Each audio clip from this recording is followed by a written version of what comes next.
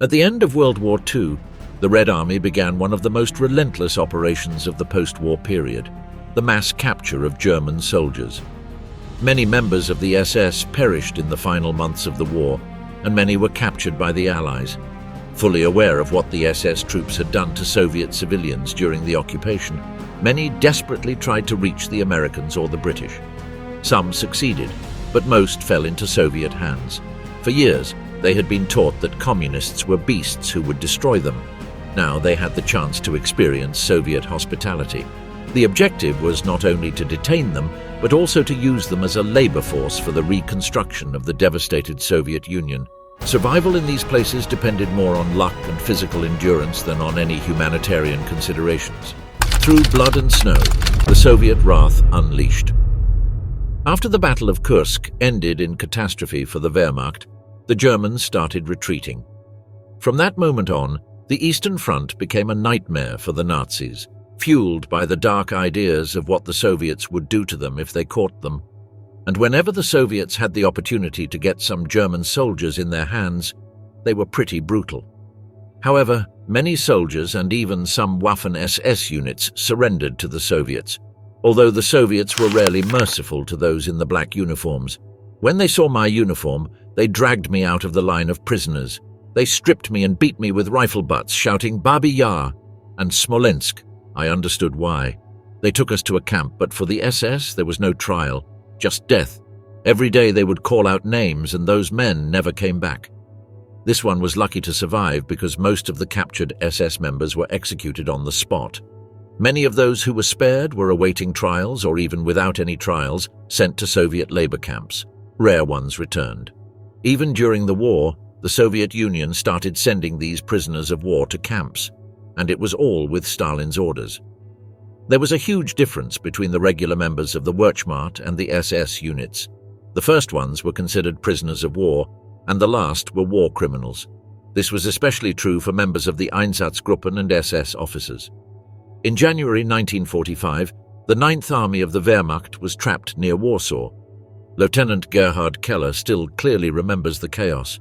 We were outgunned, outnumbered, and frozen to the bone. Every day, more of my men were killed or disappeared into the snow, taken by the Russians. Surrender was the only option if you didn't want to perish. The treatment of those who surrendered was different, depending on the captors, the captured, and the mood of the moment. One survivor, Private Hans Mahler, described his first encounter with the Soviets. They stripped us of everything, watches, boots, anything of value. One of our soldiers who resisted was shot on the spot. There was no time for mercy. The Soviets' humanity towards the Germans disappeared years ago after all the atrocities they had committed, and the brutality against the Waffen-SS was an ordinary event. Their distinctive uniforms and tattoos marked them as ideological soldiers, and Soviet troops were painfully aware of the treatment they would have received had the roles been reversed.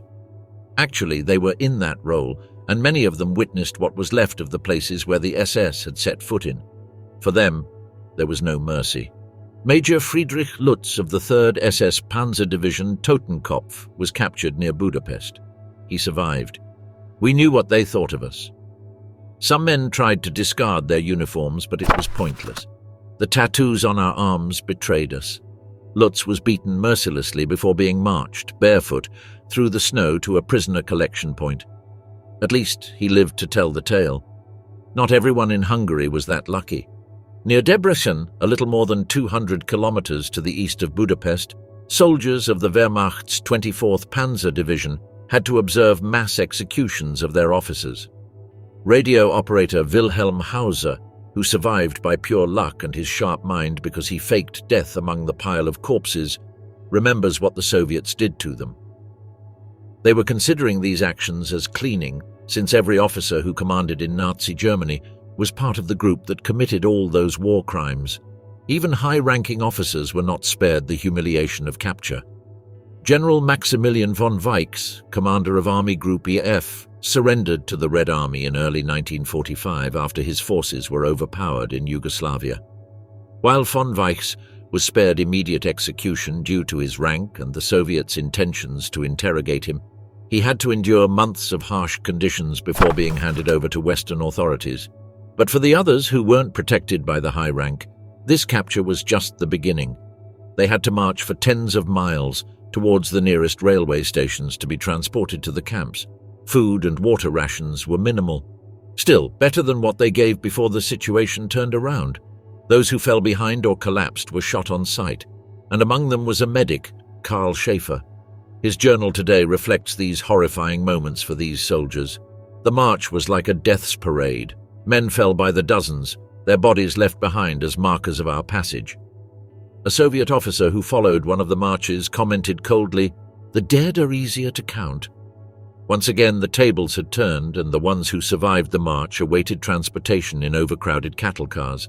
They could barely sit, and the stench was almost unbearable. Those who barely made it through the march couldn't survive this and died due to starvation, disease, or exposure, missing the sight of gulags, their final dreadful destination. The stench was unbearable. Urine, sweat, and death all mingled. We tried to keep each other alive, sharing scraps of bread and snow, but it wasn't enough. Remember Franz Keller, a Wehrmacht soldier who was on a train to Perm. For these men, the war was over, and the next chapter of their lives began, but in reality the war still very much raged, and the final battle for Berlin started, and in the capital city the remaining soldiers had nowhere to hide. The fall of the Black Sun, Berlin's last captives. When the battle for Berlin started, it was basically all over, and only delusional Nazis still believed in any chance for victory. Even Heinrich Himmler himself attempted to negotiate a separate peace with the Allies behind Hitler's back. Soon, the news leaked, and Himmler was declared a traitor. Like Himmler in custody, suicides became common among SS officers. They knew what awaited them if captured. In a building near the Reich Chancellery, SS General Wilhelm Mohnke gathered his men for a last stand, and as the Soviets overwhelmed their position, some of them decided to perform collective suicide. They sat in a circle, their faces pale but resolved. Some whispered prayers, others just stared at the ground. When the order came, they swallowed the capsules in silence. I couldn't do it. The Soviets caught me hours later. Wilhelm Mohnke didn't do that. He tried to flee. However, as Soviet engineers began flooding the tunnels with gasoline and setting them on fire, Mohnke and his remaining men had to appear and surrender. As a high-ranking SS officer, Mohnke had to endure brutal interrogation. Survivors claimed to have heard his screams. He was eventually sent to the Soviet Union, where he spent 6 years in solitary awaiting trial, and was eventually released due to lack of evidence. Still, the question mark over his alleged torture still remains because the Soviet claims it didn't happen and he didn't talk about it. Some other SS officers tried to blend in and erase their past. They often blended into the streams of refugees trying to escape. Others were less fortunate. Soviet soldiers eager for retribution organized brutal searches for SS members, and the ones who were found suffered a lot. We found them hiding in the basement, huddled together like rats. They had burned their papers and changed into civilian clothes, but we knew who they were. We dragged them into the street and the people screamed for justice. Some were shot on the spot, others were taken away. None of them would live long. The fear and paranoia entered the SS ranks faster than the Soviets, and the words of their brutality preceded them. Major Dietrich Ziegler of the Waffen-SS led a group of young soldiers when he was captured. As Soviet T-34 tanks emerged on the streets, he issued desperate orders to hold the line. "Fight to the last man!" Soon their position was overrun, and their situation was lost. At that moment, Ziegler, overwhelmed by fear, ditched his uniform in an attempt to blend in with Wehrmacht regulars. His last attempt was futile because the Soviet troops recognized him. He was maybe snitched by some of his subordinates, but the more likely reason was his SS-issued pistol. They knew, Ziegler later wrote in a smuggled note from captivity. They always knew. For the Soviets, there was no difference between men and women when it comes to war criminals. And although they weren't typical members of the SS, many women were known for their sadism during the war, especially female guards of the concentration camps. A Soviet journalist who followed the Red Army clearly remembered how they dragged one woman from the ruins of a building. She was accused of having been a guard at Ravensbrück, although her identity wasn't confirmed. The woman, a civilian, was forced to strip in the street to reveal SS tattoos on her body. From that moment, she was a civilian no more. Soviet soldiers tied her to a lamppost, leaving her to the vengeful crowd. She was beaten till she fell unconscious, and one Soviet soldier eventually put an end to her misery with a gunshot. On the other hand, Wehrmacht soldiers who surrendered didn't face the same justice as the SS. The soldiers who were ranked lower were often just disarmed and sent to the camps for the prisoners of war. There, their chances were much higher than the Soviets had in German camps. The ones who were high-ranked were always interrogated but mostly treated better at first. Later, most of them ended up being trialed for war crimes. By early May, Berlin was reduced to ruins. Hitler was dead, and the SS, once the elite force, effectively ceased to exist, with its members arrested, hunted, or dead. The Wehrmacht had capitulated. But this wasn't the end for the people who were involved in these two organizations, especially for the ones captured by the Soviets.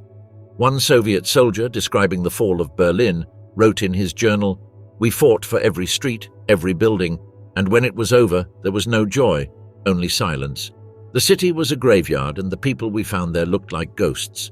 They asked us for mercy, but we had seen too much and lost too much. There was no mercy left to give."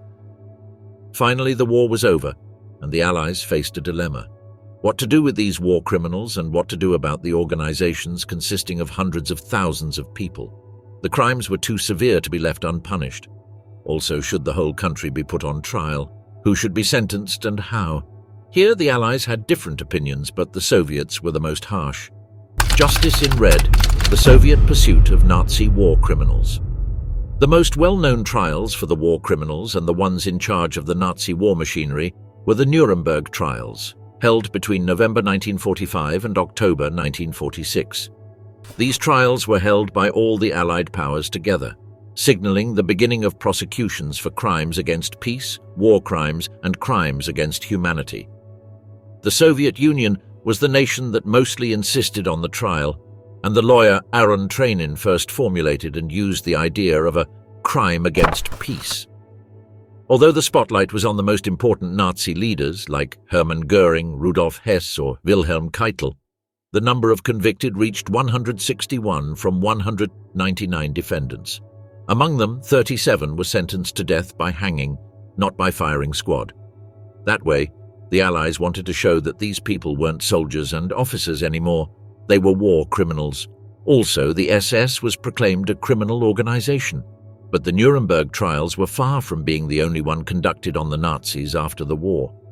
Although the Soviet Union participated in the International Military Tribunal at Nuremberg, the Soviets felt that they needed to do more, as the ones whose people suffered the most under the Germans.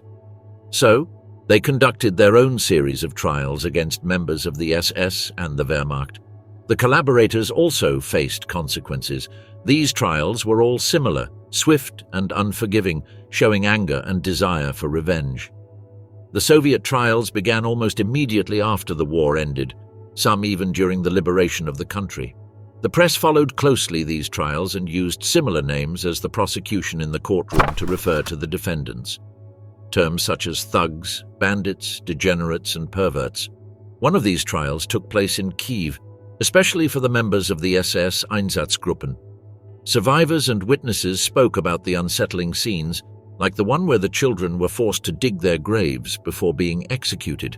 Interestingly enough, the accused SS officers mostly showed no remorse during the trial. They almost always said that they had orders that needed to be carried away.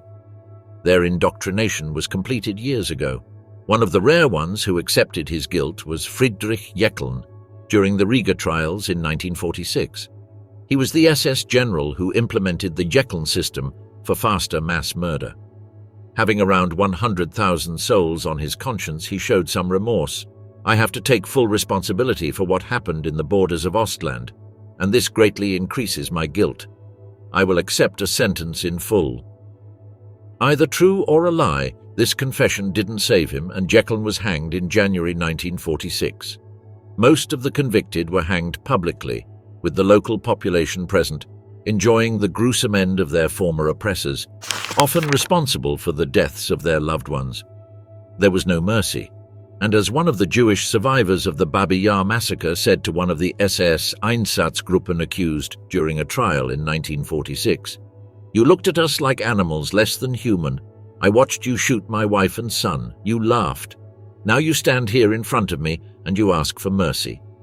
Did you show mercy to my family? Cold justice. German lives in the gulags of the Soviet Union. The Germans who ended up in Soviet gulags after the war were a mix of Wehrmacht soldiers, SS officers, and civilian collaborators. They had different stories before the end of the war, but here they were all the same. First, they needed to survive the journey to cold Eastern Russia, desperate and afraid after the capture and trials. Not like what they did to the Jews, but this time they had to endure overcrowded and unheated trains and were forced to march for weeks, without any compassion. They were fed irregularly, mostly some scraps. Many were ill from dysentery or typhus. The ones who were already weak didn't survive the long route to the camp and they didn't get the funeral. Their bodies were thrown from the train. Arrival at the Gulag offered no relief. It was a new world for them, scary, unimaginable, unpredictable and inevitable. The camps contained only bare wooden barracks surrounded by barbed wire. The guards hated the prisoners with burning passion, since many of them lost family members and comrades during the invasion. These guards often unleashed their anger on prisoners with beatings and kicking. The barracks inside resembled those where the Germans were once guards, and the Soviets let the natural conditions create the atmosphere inside. It was cold, overcrowded with no heat and real shelter, and it was filthy. But these prisoners weren't there just to be removed from the civilization, they were there to work. The day started a little before dawn with a rude awakening, and the first thing to do was work, no matter what the weather was like. And the work was very demanding and physical. Germans had to cut trees and mine with primitive tools, as well as construct buildings, railroads, and other infrastructure. It was slave labor. They had quotas that needed to be fulfilled, and these were unrealistically high. Failure to succeed meant less food. Many couldn't withstand it and perished in the camps. One of the most well-known prisoners in the Soviet prisons was Friedrich Paulus, the former field marshal who had commanded the German Sixth Army and surrendered at Stalingrad in 1943. He was the only German field marshal ever who surrendered and was treated as a traitor because of that. Maybe that was the reason Paulus lived in better conditions than most other Germans. Also, he was used for Soviet propaganda purposes. Although isolated, he never experienced the horrors of the gulags, and after 10 years of imprisonment, Paulus was released. He lived in communist East Germany, where he lived the remaining 4 years of his life. Unlike Paulus, ordinary Wehrmacht soldiers like Heinz Goller, a 21-year-old, were not spared. Goller was imprisoned in a camp in Kolyma, infamous for its brutal conditions. In smuggled letters, Goller described the conditions he was living and working in. He was freezing and he was hungry. Still, he survived a decade there before he was released. But the consequences took a toll on his health, and Goller didn't live long enough to celebrate his 40th birthday. The fates of many of these inmates depended on pure luck, or the fact who was their guard at the time. Some guards were excessively cruel, beating prisoners on a daily basis, while others considered this as just a regular job and didn't participate in the beatings. Falling ill also could mean a death sentence, since medical care didn't exist in these camps. Pneumonia, tuberculosis, and scurvy were regular among the inmates. Around 350,000 German prisoners didn't survive until the end of their sentence. One survivor remembered how he and a group of prisoners had to dig trenches in the permafrost for 12 hours a day. The soil was freezing and hard, and the cold was so intense that men would lose fingers and toes due to weather conditions. Even the food was a part of mistreatment. Prisoners mostly ate watery soup, cold water soup, and just a few small pieces of bread each day.